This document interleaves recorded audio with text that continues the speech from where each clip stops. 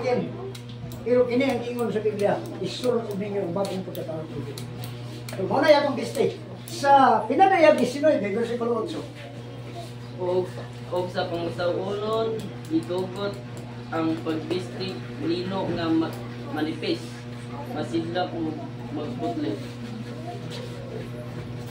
Okay. Sa pinanayag 19, nag-ingon niya,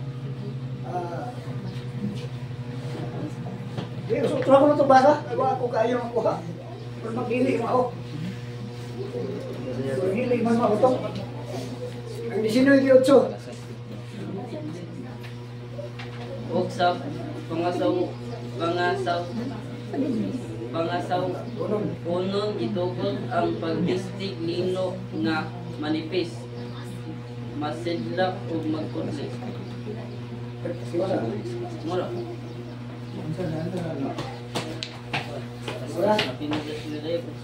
Katong ano to sa Maricol?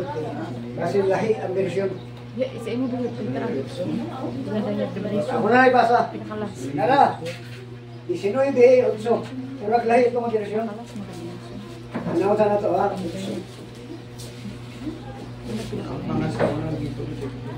Nara. Sakto to nga ibabasa pero na kulang man. Sa pangasunon, gitugot ang pagbistig lino nga manipis, masidlak o maputi. Kaya ang lino nga manipis, mauman ang mga matarong binuhatan sa mga balaan. Ang pagbistig nga manipis, kanang lino, mao ang binuhatan sa mga balaan. Matarong binuhatan. So ang ato na yung bistig, matarong nga binuhatan. Kaya mao na siya ang bagong pagkatao. Pandili lang, basta-basta nimo na isulog. Dili lang basta-basta nga bistig kung imo nang isulog. Sa pinadaya 22:14. Doon na kay buluhaton, doon na kay obligasyon na. Pinadaya 22:14. Bulahan sila nga managlaba sa ilang mga bisti aron makabaton sila sa katungod sa pagpanimulo sa kahoy na naghatag sa kinabuhi ug sa pagsulod sa siyudad agi sa mga kultahan. Sumala sa maong basahon. Yang bulahan sila nga naglaba sa ilang bistig. Buti pa sabot may tendensiya nga mahugawan. Musa inalan imong labahan. Ang buti pa sabot pag hinulsol. Kaya ang sala mo ay makahugaw sa imong pagkabulaan o pagkamasarong. So kung sala ka pinanglan hinulsulan mo. Si Pablo nag-ingon nga, bisan kung daot kami ninyo tanawon, pero binabago nga mo ang kinasuluran sa adlaw-adlaw. Pag gawas nga ang lawas na kinalang kubiste, ang kita, kinahanglan kita og suga. Kaya kung magabihin na, mungit-ngit niya, di na makakakita. So, kinahanglan yung suga. Kung kining na itong pagkatao sa lawas na kinahanglan ng suga, ang espiritu na kinahanglan, huwag ka na, mao ang tulong sa Diyos. Atong tanawon ang Salmo 119, 105. Ang imong pulong maoy lang parahan sa akong mga tiil o kahayag sa akong alikaanan. Ang pulong sa Diyos, bakit pa? Mao'y suga, lamparahan, o kahayag sa akong mga tiil.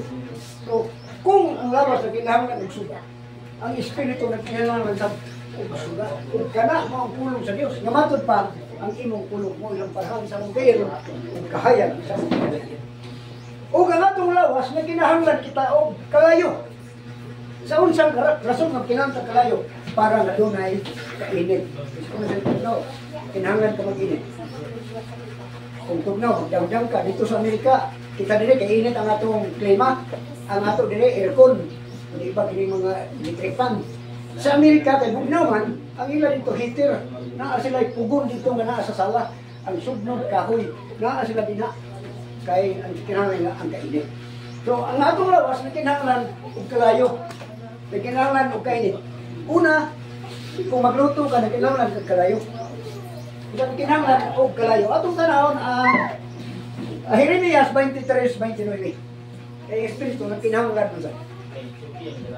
Aman to mabasa ni. Man si ate diay nimo. Anak ko dia. Nino matutuloy. Sapit. Siapa yang? Jeremias.